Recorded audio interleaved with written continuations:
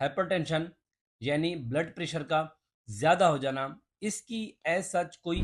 अलामत नहीं होती। हमारे इर्द गिर्द ऐसे बहुत सारे लोग मौजूद हैं जिनमें ब्लड प्रेशर होता है, लेकिन उनको पता नहीं होता क्योंकि ये आपके अंदर अलामत नहीं दे रहा होता। इसी तरीके से इस बीमारी को साइलेंट किलर कहा जाता है, क्योंकि ये बीमारी आपकी जान ले सकती है, आपको दिल का दौरा करवा सकती है, इवन कि आपको ये फालिज भी करवा सकती है, बगैर कोई अलामत दिए हुए, बगैर कोई अलामत शो किए हुए। अगर ब्लड प्रेशर के कॉन्सेप्ट को समझें तो बिल्कुल ऐसे है जिस तरह किसी ट्यूब के अंदर पानी का प्रेशर मौजूद होता है, इसी तरीके से हमारी नसों के अंदर जो खून का प्रेशर होता है, जो खून उनकी वॉल्स के ऊपर वो प्रेशर लगा रहा होता है, उसको ब्लड प्रेशर कहते हैं। ब्लड प्रेशर के कुछ रिस्क फैक्टर होते हैं, कुछ ऐसी चीज़ें होती हैं जिनकी वजह से आपको आगे चल के ब्लड प्रेशर हो सकता है, जिनको